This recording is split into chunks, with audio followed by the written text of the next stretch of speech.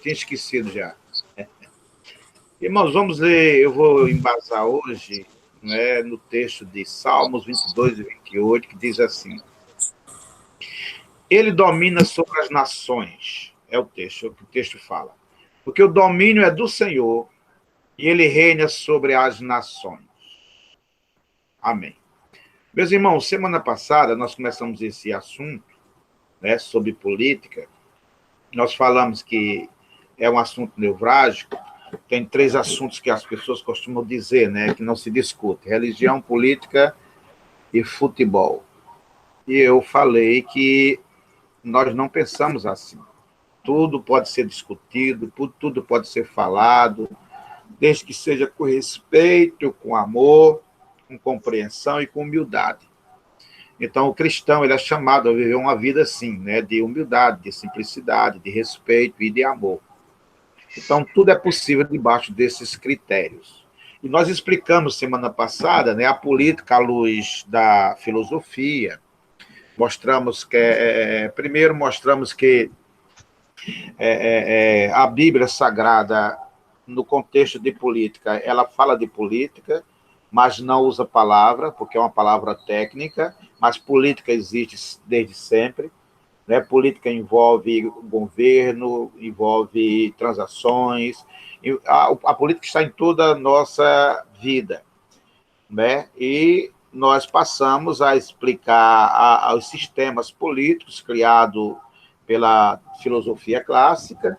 Né? Também falamos lá na frente sobre sistemas de políticos. Né? Falamos de como a política teve uma mudança na Idade Média e hoje na Idade Moderna. Falamos sobre capitalismo, socialismo, falamos sobre... mostramos no final de que o que importa para um cristão é não viver uma vida materialista, mas uma vida espiritual, mesmo que esteja na matéria. Isso é o que é importante. Então, cada cristão viver com a cabeça no céu e com as pernas na terra, com os pés no chão. Não é? Isso é que é importante. Podendo-se e sendo-se assim, tudo é possível para um cristão. Hoje nós vamos falar, irmão, vamos continuar falando sobre o assunto, e a questão hoje nós vamos enfocar a política e o cristão, que é cidadão da terra e é cidadão do céu. Não é? Nós também... Pastor, me desculpa aí eu lhe interromper, mas qual foi o texto mesmo que eu não peguei aqui, não? Sim, Alexandre. Salmos 22 e 28. Pronto. E nós vamos ler também Romanos 13, de 1 a 7, que eu vou passar a ler agora também. Tá, obrigado. Me desculpa aí, viu? Não, meu irmão, tranquilo, sem problema nenhum. Onde Paulo chama a atenção dos cristãos e ele escreve: todo homem esteja sujeito às autoridades superiores, porque não há autoridade que não proceda de Deus. E as autoridades que existem foram por ele instituídas, de modo que aquele que se opõe à autoridade resiste à ordenação de Deus. E os que resistem trarão sobre si mesmos condenação, porque os magistrados não são para temor quando se faz o bem, e sim quando se faz o mal. Queres tu não temer a autoridade? Faz o bem e terás o louvor dela, visto que a autoridade é ministro de Deus para teu bem. Entretanto, se fizeres o mal, teme, porque não é sem motivo que ele traz a espada ou a arma, pois é ministro de Deus, vingador, para castigar o que pratica o mal. É necessário que eles estejais sujeitos, não somente por causa do temor da punição, mas também por dever de consciência. Por esse motivo, também pagais tributos, porque são ministros de Deus, atendendo constantemente a este serviço. Pagai a todos o que lhes é devido, a quem tributo, tributos, e a quem imposto, imposto, a quem respeito, respeito, e a quem honra, honra. Né? Também a Tito, ele diz assim, 3:1, lembrei-lhes que se sujeitem aos que governam, as autoridades, sejam obedientes, estejam prontos para toda boa obra. Samuel 10 e 12 diz assim, para ser forte, pois, pelejemos varonilmente pelo nosso povo e pelas cidades de nosso Deus, e faça o Senhor que bem lhe parecer. Veja que coisa interessante, irmãos, o que Deus diz para Samuel, né? Que ele seja forte, né? E que peleja varonilmente, ou seja, varonilmente significa um homem maduro, um varão já perfeito. Então, pelejar como cidadão perfeito. Por quem? Pelo nosso povo e pelas cidades de nosso Deus. E faça o Senhor que lhe bem parecer. Veja que aqui em Samuel, Deus dá uma responsabilidade para o povo dele, para que trabalhe em prol das cidades, né? E em prol do povo. Isso é política. Então, muito bem, continuando. Olha só, irmãos, o cristão, eu quero que os irmãos atentem para isso, ele tem dupla cidadania. Ele é um cidadão do céu e ele é um cidadão da terra. Nós somos cidadãos eternos do céu e nós somos cidadãos temporários da terra. O cidadão é aquele que tem direitos e obrigações em relação ao local e o lugar onde ele está. No entanto, nós somos da terra cidadãos temporários. Mas enquanto estivermos na terra, nós somos cidadãos da terra, não é? Nós temos responsabilidade em relação ao povo da terra, às cidades da terra, não é? Em relação ao céu também. E como eu falei semana passada, irmãos, a Bíblia, ela fala sobre isso, sobre nossas responsabilidades como cidadãos da terra e do céu, de Gênesis a Apocalipse, não é? Você vai ver no Êxodo 40 anos sob a liderança de um homem chamado Moisés. Né? Isso era uma teocracia, onde Deus estava sobre Moisés e Moisés sobre o povo. Você vai ver no tempo de José, né, numa situação adversa, permitida e dirigida por Deus, onde Deus leva José a ser governador do Egito. Você vai ver no Êxodo, capítulo 40 anos, sob a liderança de Moisés, como eu já falei, mas você vai ver também, depois de Moisés, sob a liderança de Josué, o povo sendo treinado para a guerra, o povo conquistando terras e aquelas terras que Deus tinha dado ao próprio povo de Israel.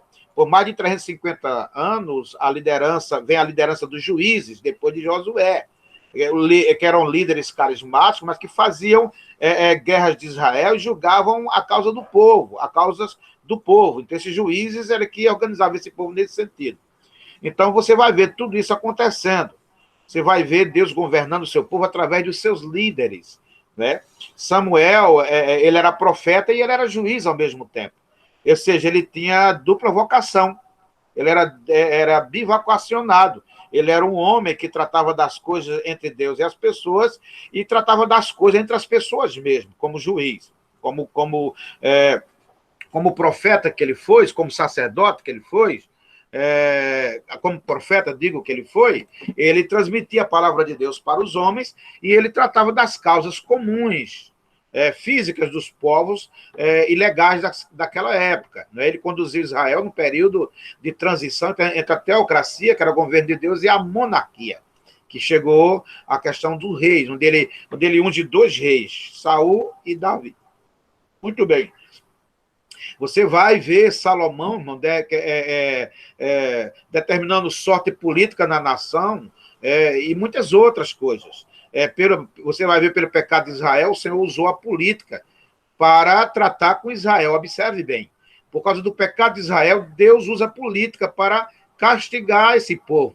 Ou seja, Deus usa a Síria, não é? Babilônia, para corrigi-los. Para você ter uma ideia, no exílio, Daniel exerceu cargo de confiança na corte do rei Nabucodonosor, da Babilônia, de Dario, da Pérsia. Depois disso, você vai ver o exílio, você vai ver Neemias e Esdras também fizeram política em Jerusalém. Reconstruíram a cidade, né, combateram os inimigos, empreenderam uma reforma. Né? Você vai ver Jesus nascendo no apogeu do Império Romano, nos dias de Otávio Augusto, onde Deus usou a estabilidade política daquele império né? No tempo que Jesus nasceu, havia o que a gente chama de Pax Romana, ou seja, a política romana trouxe paz para o mundo todo, abriu estradas para o mundo todo, aquele ditado que diz assim, que toda estrada dá em Roma, surgiu disso aí, porque no Império Romano eles abriram estradas para todo lugar, para todo continente no mundo, facilitando o comércio, não é? E por aí vai. Também uma língua grega, uma língua helênica, que isso facilitou. Todo mundo, em qualquer lugar, se falava grego, como hoje, em qualquer lugar do mundo, se fala inglês. Então, a língua, as decisões políticas romanas, a língua grega facilitou todo transato político e toda transação política naquela época. Jesus nasce nessa hora, e a Bíblia diz que ele nasceu na hora certa, né? Diz que chegando à plenitude dos tempos, Deus mandou seu filho amado. Jesus chega numa hora boa, numa hora politicamente boa, em que o mundo não está em guerra, onde se tem estradas para todos os lugares, facilitando lá na frente a disseminação do evangelho. Não é? Muito bem, então você vai ver tudo isso, você vai ver que Deus, ele usa a política para o seu bem, para o que ele quer, né? A gente vai descobrir isso na Bíblia. Muito bem. Então, veja bem, como eu falei na semana passada, né? Deus é um político. Ele é um rei, né? A Bíblia diz que agora o mundo, o universo tem um rei, que o nome é Jesus. Esse rei tem um exército, né? Que Apocalipse 19:14 diz que seguiram os exércitos que estão no céu, não é? Quando Jesus voltar, os exércitos que estão no céu seguirão a ele. A gente vai ver que vai ter uma batalha entre o exército do anticristo e o exército de Cristo, não é? Tem uma capital, que é a Nova Jerusalém, não é? Tem os cidadãos, não é? Que estarão nesse tempo na Terra, não é? E por aí vai. Então, observe bem, irmão, a gente tem que entender, de uma vez por outra, a colocar a política no lugar dela e tratar como ela o é. No entanto, na observação, que a política, ela é boa, ela tem correta intenção, ela foi criada com bons objetivos, mas, infelizmente, a natureza humana deturpa. Então, há politicagem, há a má política, e isso é visto no mundo todo. A natureza corrupta dos nossos políticos, isso no mundo todo, traz esse desajuste entre as nações, coloca nações ao sofrimento às vezes de fome, de guerra, não é? de leis absurdas, que vai contra a dignidade humana. Então, infelizmente, há essa questão. Muito bem. Agora nós vamos partir, irmãos, para que a gente entenda, para os tipos de governo que existem no mundo, que existiram até hoje. Né? Vamos começar pela democracia. Essa democracia, a gente sabe que ela é democracia do povo e para o povo. É uma ideia de que ela pode ser uma democracia direta ou indireta, vamos falar um pouco lá na frente, mas a democracia entende que todo arranjado político, tudo que se faz por uma nação, deve ser para o bem do povo, com consentimento do povo, com aceitação do povo. Por isso que na nossa Carta Magna diz que todo poder emana do povo. Os brasileiros não entendem isso. Quando se diz que todo poder emana do povo, na nossa democracia, está dizendo que os nossos representantes estão lá para fazer valer a vontade do povo. E às vezes isso não acontece, às vezes eles decidem coisas que vão contrária ao povo. Mas o povo deveria se manifestar em relação a isso e colocar cada um no seu lugar, exigir que eles legislassem leis a favor do povo. Então, a democracia é um tipo de governo mais comum no Ocidente. No Oriente ainda existe muita ditadura e outras coisas mais. Então, na democracia, todas as pessoas em um país podem votar. durante as eleições para escolher representantes ou partidos políticos de uma preferência. Aqui está uma das maiores características da democracia, é que todo mundo pode participar das escolhas políticas através do seu voto. E aqui está, irmãos, o nosso maior poder democrático, o poder do voto. Não é? Muito bem. Partidos políticos são organizados nesses países democráticos, não é? De pessoas com ideias similares sobre como um país ou uma região deve ser governado. Então, existem diferentes partidos políticos que possuem, às vezes, diferentes ideais sobre como um governo deve liderar com diferentes problemas. Então, deveria todo cristão prestar atenção aos partidos políticos, não é? Porque, às vezes, pode ser que partidos políticos eles tenham ideais que conspirem contra o nosso cristianismo, contra a nossa Bíblia, que é a nossa regra de fé e prática. Isso deve ter muito cuidado. No Brasil, irmão, isso não é muito levado em conta. Infelizmente, no Brasil, os partidos são criado mais, apesar de ter a sua filosofia, o seu estatuto, mas o que eles visam mais é dinheiro. Essa é que é a verdade. Nós vamos ver pessoas de todos os partidos que, às vezes, nem comungam com as ideias do próprio partido, né? Ou conspiram contra. Infelizmente, no Brasil, a democracia ainda precisa amadurecer. Monarquia. A monarquia é um governo comandado por um rei ou uma rainha, que é da sua posição, da sua família, que é geralmente chamada de família real. Há dois tipos de monarquias, monarquias absolutas e monarquias constitucionais. O que é isso? Na monarquia absoluta, irmão, o rei ou a rainha não tem restrições nenhuma sobre o seu comando e sobre o seu poder. O que ele decide está decidido e ponto. Ela é, vamos dizer assim, ou ele, sua própria Constituição. Já em uma monarquia constitucional, os poderes são restritos pela Constituição. Por exemplo, a Inglaterra tem rei e tem rainha, mas lá a monarquia ela não é absoluta, ela é uma monarquia constitucional. Então, o rei e a rainha têm seus limites. Na verdade, quem resolve lá mais é os primeiro-ministro e a casa legislativa. A aristocracia. A aristocracia é um governo, na teoria, composto e controlado por pessoas mais qualificadas. Não é? Ou seja, é a ideia de Aristóteles, podemos assim dizer, mais da filosofia clássica, onde deixava determinadas pessoas no poder do governo, no poder de um país. Né? Nesse sentido, uma pessoa comanda, não é? Esse poder é confiado vamos dizer, no máximo, aos melhores cidadãos, os mais conhecedores, os mais sábios, e por aí vai. Agora, como Aristóteles, isso recebe uma coisa mais interessante, que é distinção de nascimento, ou de riqueza, ou de qualquer outra coisa. Hoje, o termo deixou de significar uma forma de poder para tornar-se sinônimo de nobreza ou da alta sociedade, mas, a priori, era assim. Vem a oligarquia. A oligarquia é um governo comandado por um pequeno grupo de indivíduos poderosos. Essas pessoas podem ou não dividir o poder igualmente. Uma oligarquia é diferente de uma verdadeira democracia, porque a chance de realizar mudanças fica restrita a pouquíssimas pessoas. Essas pessoas podem ser alguns compadres, vamos dizer assim, na nossa linguagem, ou pode ser uma família, não é? Não tem um líder, claro, mas várias pessoas poderosas, mas desde que seja de um grupo só, de uma família só, que governa todas as coisas e decide todas as coisas. Não é?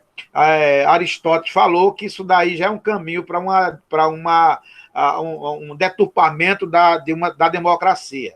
A ditadura, tem também a ditadura, que é o governo comandado por uma pessoa, que tem poder absoluto sobre as pessoas e sobre o país. Não é? Nesses nossos tempos modernos, o comando de um ditador não é restrito a leis, a constituições ou qualquer instituição social ou política. Não é?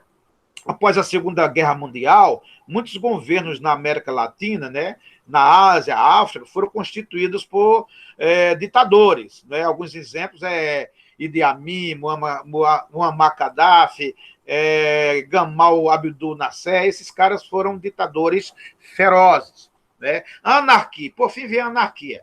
Já a anarquia é um sistema político que tem como princípio básico a oposição ao conceito de qualquer autoridade. Então, na anarquia, rejeita qualquer tipo de autoridade. Né? Eles não aceitam nenhum tipo de nem presidente, nem rei, absolutamente. Aí deixa o povo na condição de possuir o governo. O governo é dado ao povo, que se caracteriza pela ausência de organização, controle e liderança. Agora, veja que coisa interessante. A anarquia é complicado.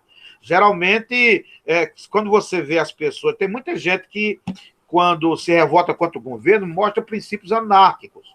Quer queimar tudo, destruir tudo, porque pode fazer. Isso é um princípio anárquico, onde cada um faz conforme... Agora, é interessante, que apesar da anarquia, esse vem sempre sob princípios interessantes.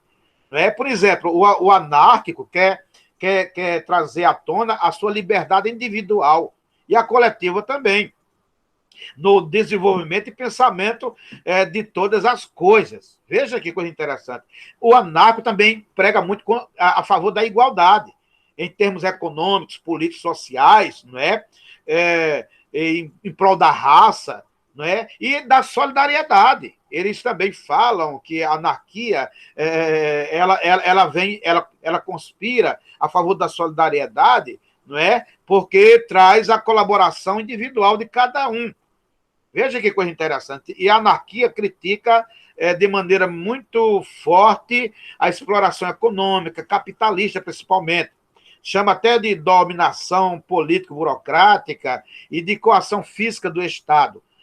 O anarco é contra qualquer autoridade do Estado e por aí vai. O grande problema, irmão, é que isso joga todo mundo, não é, num descontrole, né, numa confusão e numa falta de organização. Imagine todo mundo no mesmo contexto, querendo fazer do seu jeito, do jeito que sente, do jeito que gosta. Né? E quando você vai para a Bíblia, esse governo é totalmente rejeitado, porque Deus é rei, Deus governa, ele é Senhor absolutamente de tudo. Mas não é só isso, até você vai para a natureza, você descobre que a própria natureza reclama a liderança. As abelhas têm sua abelha mãe, o leão tem o alfa e o ômega, os que comandam. Você vai na natureza, por exemplo, chimpanzé, no meio dos chimpanzés existe um líder que é considerado um líder político. O chimpanzé líder, ele usa um tipo de inteligência para fazer alianças políticas, veja bem, e até mesmo para manter o poder dentro do grupo. Os gorilas também, eles têm um tipo de líder autocrático. É um grande e poderoso líder que encarrega ele de todas as decisões do grupo. Os elefantes optam por uma líder matriarcal. Então, se você vê um bando de elefantes, você vai ver que ela é liderada por uma fêmea, geralmente a fêmea mais velha da manada. Né? Ela cuida do seu grupo como uma mãe, como uma avó sábia. Né? Você vai ver os búfalos africanos, né, utilizam um tipo que ele chama até de liderança democrática no seu grupo. Né? Quando há eleição para o líder do grupo, né, as fêmeas, é observado as fêmeas. Aquele búfalo em que as fêmeas voltam o seu olhar, a maioria volta o seu olhar, ele se torna o líder daquela manada, do grupo, dos búfalos. Né? Ou seja, a preferência demonstrada pelas fêmeas, decide quem vai ser o búfalo líder daquela situação. Para não falar, irmão, das ovelhas, que as ovelhas precisam de um pastor, elas seguem o pastor, são orientadas pelo pastor. Então, a anarquia é talvez a pior e a mais depravada sistema de governo ou de desgoverno que existe. Hoje nós estamos vivendo uma coisa boa e ruim, que é a internet. A internet dá muita informação, a internet tem tudo, que é de bom, que é de ruim, mas talvez sempre o maior exemplo de anarquia que nós temos, porque na internet há podridão e há coisas boas, né, e jogado lá, às vezes sem critério, que todo mundo pode ver. Na internet se difama, na internet se rouba títulos, na internet se falseia, a internet levanta uma pessoa hoje, mata ela amanhã. Talvez o maior exemplo que nós temos hoje de anarquia esteja na internet, né, de onde o camarada chega, diz o que quer, escreve o que quer, e por aí vai. Você tem que ter muito cuidado com isso. Né? Agora, irmãos, esses sistemas são regidos por determinados poderes políticos, chamados de parlamentarismo, presidencialismo, né, e principalmente, o que é um parlamentarismo? Preste bem atenção. Quando a gente diz parlamentarismo, é que o poder está concentrado no parlamento. O parlamento é constituído por aquelas pessoas que as pessoas votam e colocam lá. Deputados, vereadores, vamos dizer assim, deputados e senadores fazem parte desse parlamento. O que é que significa dizer isso? É que se um sistema é parlamentarista, significa dizer que todo o poder está na casa parlamentar. Ou seja, o parlamento, ele, debaixo de uma constituição ou não, né, eles têm o poder de alterar leis e interferir no poder executivo. Eles podem, se for parlamentarismo, eles podem destituir um presidente, destituir um governador, destituir um prefeito, simplesmente porque esse prefeito, ou esse governador, ou esse presidente bate de frente com o parlamento. Né? Isso é muito complicado. Né? A Inglaterra, ela vai por aí. A Inglaterra e a França, elas são parlamentaristas. Então, vez por outra, ele destitui o primeiro-ministro, e por aí vai. O presidencialismo, do presidencialismo, né? Aí já há três poderes distintos, porém harmônicos. Ou seja, tudo é resolvido pelo executivo, o legislativo e o judiciário. Né? Esses poderes são exercidos, respectivamente, pelo presidente da República, que é o presidente, né? É claro. O parlamento no Brasil tem o Congresso Nacional, que é o Senado e a Câmara de Deputados, né? Onde o Congresso eles trabalham legislando as leis, não é? E pelo Supremo Tribunal, ou Corte Suprema, que é o judiciário, vamos falar de cima para baixo. Então, toda a concepção do presidencialismo baseia-se nesses três poderes que harmonicamente vivem e convivem.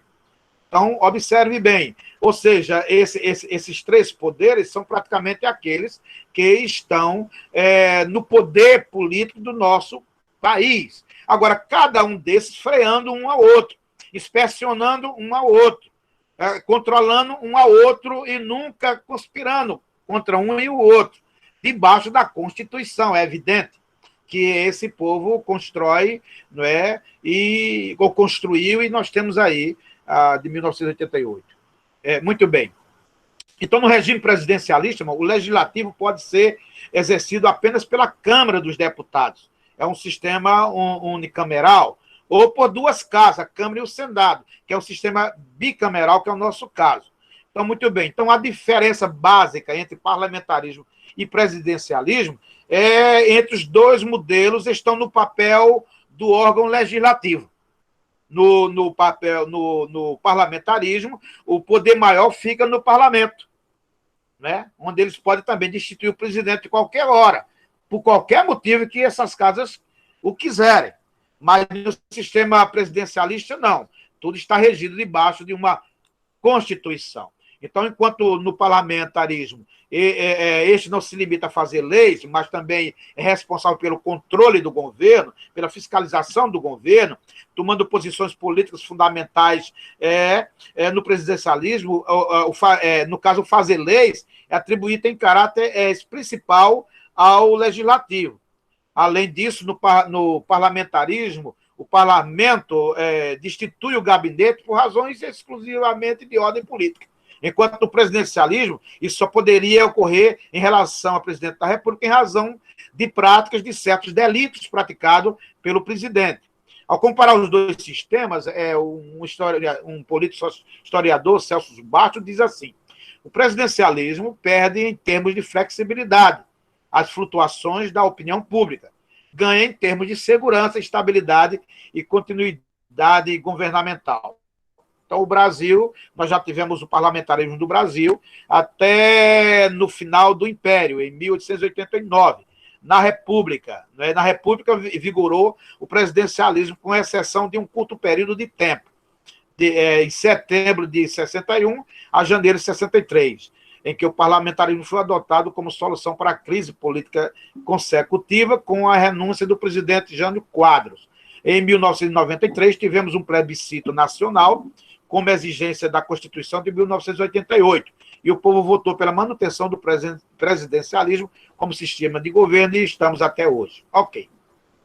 Agora, irmãos, o que faz, vamos dizer assim, qual é a função do presidente, particularmente falando, de um governador e de um prefeito? Se a gente perguntar isso aos brasileiros, será que eles vão falar? Será que eles vão saber o que é? Não é? Então, vamos lá. O poder do presidente. O que é que o presidente faz, irmão? O presidente exerce função de chefe executivo e também de chefe de Estado, que é a autoridade máxima, ou uma nação cujo sistema de governo é presidencialismo. Quando eleito, o presidente da República tem, entre outras, as seguintes funções. Vamos lá.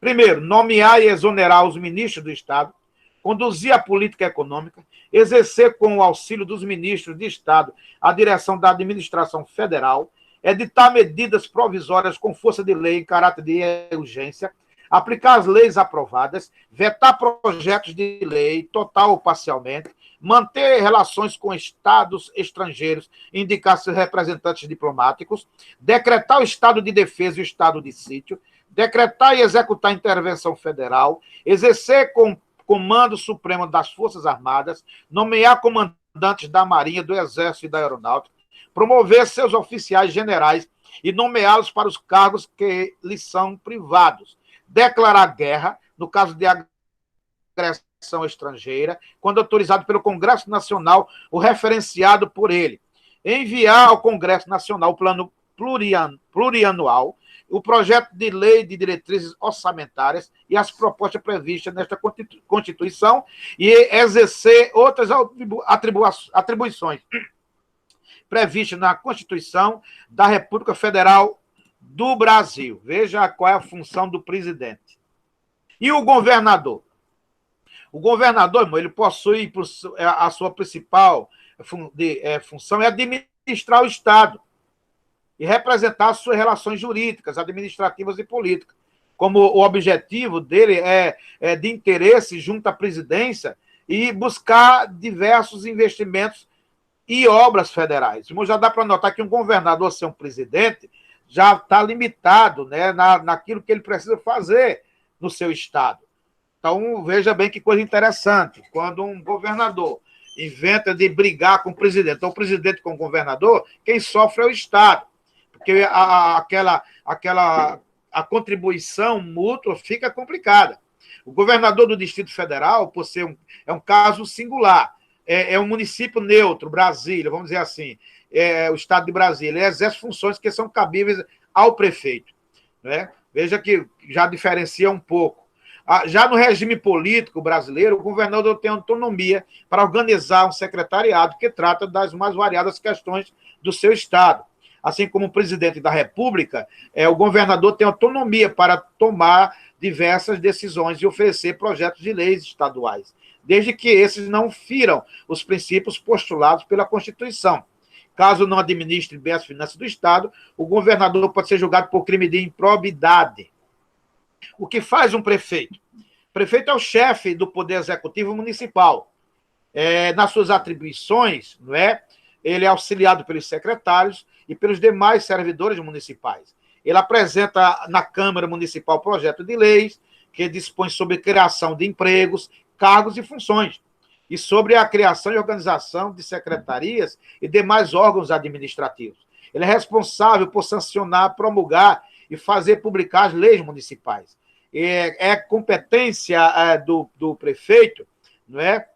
Essas atividades. No sentido aqui, ele é responsável pela nomeação de servidores e secretários e pela criação, construção, organização e manutenção das escolas públicas, postos de saúde, ruas, redes de esgoto, coleta de lixo, calçamento de ruas, praças e etc. Tudo que venha contribuir para o bem e o progresso do seu município. Muito bem. Agora vamos para o poder legislativo. Poder legislativo é aquele que, num país, tem a tarefa de legislar, ou seja, de trabalhar as leis, de construir as leis, de mudar as leis, fazer as leis. Esse poder legislativo está, primeiro, nos vereadores, nos deputados, quando se trata da presidência do Brasil, está com os deputados e senadores. Quando se trata dos estados, está na mão dos deputados. E quando se trata da prefeitura, está na mão dos vereadores. Então, veja, vereador, deputado, que vive prometendo, vamos dizer, emprego, vive prometendo dinheiro, isso não é trabalho deles, isso é trabalho do executivo. Agora, eles às vezes fazem isso porque dizem que tem uma linha direta com o executivo. Então, veja bem, um vereador ser um prefeito, ele não consegue emprego nenhum. Um deputado ser um governador do estado, ele não consegue emprego nenhum. Os deputados e senadores ser um presidente, fica difícil. Agora, eles podem legislar, observe bem, para criar empregos. É diferente. Mas ainda vai precisar do poder executivo para isso. Ok? Vamos começar aqui pelo senador. O que faz um senador? O senador, meu irmão, veja bem, ele é eleito, encarregado de representar seu estado, que é um membro da federação. Então, o que é que o senador faz em Brasília? Ele leva para lá, para a casa, os interesses do seu estado, e cada um do seu estado. Então, cabe ao senador zelar pelos direitos constitucionais do povo. Agora, o senador, preste bem atenção, ele tem que estar pelos direitos dos brasileiros, primeiramente, depois do seu estado. Porque quem vai ficar especificamente com os direitos dos seus estados, vamos dizer assim, serão os deputados. Mas os senadores estão ali representando, primeiramente, os direitos, ou buscando direitos do seu país, segundo, do seu estado. Aí, nisso, eles propõem, eles debatem e aprovam leis de interesse nacional. Aprovar a escolha presidencial dos presidentes e diretores de empresas públicas, membros do Poder Judiciário e diplomatas. Então, cabe aos senadores decidir quem vai ser diplomata, representar o Brasil lá fora, quem são, no Poder Judiciário, quem vai compor o STF, por exemplo. Cabe aos senadores os diretores das empresas públicas, por exemplo, o diretor da Petrobras. Isso é decisão dos senadores. Também autorizar operações financeiras externas e condições de crédito. Então, veja bem, essa uma transação, vamos dizer assim, entre o Brasil e outro país, geralmente passa também, dependendo dessa transação, ou vamos dizer, desse relacionamento, passa também pelos senadores. E fiscaliza o presidente da República, avaliando e votando os projetos de leis, entre outras coisas. Que faz um deputado estadual, aliás, o federal. O deputado federal, irmão, faz basicamente, vamos dizer assim, ou mais minimamente, o que o senador faz, mas voltado mais para seu estado. Mas também elaboram leis para os países, e por aí vai. Eles tratam com a Constituição, mas aí, quando se trata disso, esse poder é partilhado com o Senado. Ok? O que faz um deputado estadual? Ele representa o povo na sua esfera estadual. Então, a principal função de um deputado estadual é legislar para seu estado. A sua preocupação, diferente do deputado federal, que a preocupação dele é seu estado em relação ao Brasil, o deputado estadual é os municípios em relação ao seu estado. Isso é mais limitado, somente isso. E nisso eles fazem leis, eles fazem emendas de leis, eles alteram leis, eles revogam leis, não é, para tratar para o melhor para o seu estado e suas cidades, onde ele, vamos dizer assim, onde e as cidades desse estado, né? O deputado federal ele representa o povo na integração da sociedade, de caráter estadual, se o deputado for estadual, em caráter nacional, se o deputado for federal. Aí eles elaboram o regimento interno, fiscalizam os atos do governador, autoriza, por 2/3 de seus membros, a instalação de processo contra, vamos dizer assim, se for federal, contra o presidente e vice-presidente da República, se for estadual, sobre o governador, vice-governador. Ele procede também em tomadas de contas do presidente, se for federal, do governador estadual, representando, assim, a vontade do povo, e elege membros do Conselho, do caso federal da República, do Estado, do governador. Agora, o que faz um vereador? O vereador, irmão, ele compõe o poder legislativo municipal. Não, ele atua por meio de exercício de 3 funções básicas, exercitando em 3 funções básicas: a legislativa, a fiscalizadora e a julgadora. Então, o que faz um vereador na sua função? Ele fiscaliza o prefeito, que representa o poder executivo no município, né? Principalmente. Em que sentido? Nas suas matérias de orçamento financeiro, podendo solicitar informações, documentos e esclarecimentos acerca do orçamento financeiro que é construído pelo Poder Executivo, no caso, o prefeito. No exercício dessa função, o vereador também poderá criar e compor comissões parlamentares de inquérito, conhecido como CPIs. Então, podendo requerer documentos, realizar audiências de servidores, secretários e etc. Agora, vamos terminar aqui, o Poder Judiciário. Então, o Poder Judiciário trata da estrutura, da organização do Estado, no que compete determinar e assegurar a aplicação das leis. Então, o Poder Judiciário existe, irmão, para garantir a Constituição, garantir o cumprimento das leis que foram trabalhadas, que foram construídas, que está na Constituição Federal, está no regimento interno de cada, vamos dizer assim, de cada poder, né? E por aí vai. E esse Poder Judiciário está aonde? Abrange a Justiça Federal, a Justiça Estadual e a Justiça Eleitoral. E a Justiça também Trabalhista e a Justiça Militar. É aqui onde está o Poder Judiciário. E esses tribunais superiores são o Supremo Tribunal Federal, que é o STF, Supremo Tribunal de Justiça, Supremo Tribunal Superior Eleitoral e Tribunal Superior do Trabalho e Superior Tribunal Militar. Esses é o que constitui, vamos dizer assim, no projeto nacional, o Poder Judiciário, né? Ok? Então, a Justiça Federal, a Justiça Estadual, e a Justiça Eleitoral, a Justiça Trabalhista, a Justiça Militar, né, são esses órgãos. Os tribunais superiores são STF, STJ, TSE e TSTS, conhecido assim. Então, enquanto no parlamento este não se limita a fazer leis, mas também é responsável pelo controle do governo, tomando posições políticas fundamentais. No presidencialismo, o fazer leis é atribuída em caráter principal. Então, muito bem. Então, dito isso, irmãos, preste bem atenção. Enquanto o executivo ele é chamado a executar para o bem da nação, do Estado e do município, o legislativo ele vai trabalhar as leis, construir as leis e fiscalizar o executivo.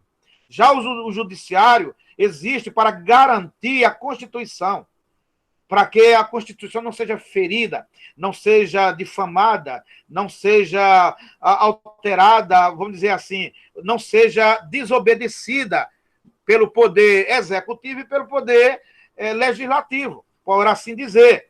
Então, cada um na sua função. Vamos terminar aqui, chegamos às 10h28. Dizer, irmão, que tudo isso é feito, presta atenção, por homens, mas se Deus não desse sabedoria, o que esses homens podiam fazer? Também falar que sem essas coisas, irmão, fica ingovernável um país, fica ingovernável um estado, fica ingovernável um município. E a gente precisa saber, pelo menos, o panorâmico disso que é que nós estamos passando para os irmãos. Isso depois os irmãos podem ler, tem livros sobre isso, existe na internet mais informação sobre isso. Isso é apenas um panorâmico básico que eu acredito que todo brasileiro adulto deveria saber. Infelizmente, as nossas escolas pecam em não trazer isso. Tiraram até a matéria moral e cívica, onde tratava muito mais dessas informações, e hoje tem essa defasagem, e o brasileiro conhece muito pouco sobre essas coisas. Se tiver alguma pergunta, tem 1 minuto para pergunta. Se tiver alguma pergunta, irmão, pode abrir, né? Para a semana, irmão, nós vamos tratar agora o cristão e a igreja em relação à política. Alguma pergunta?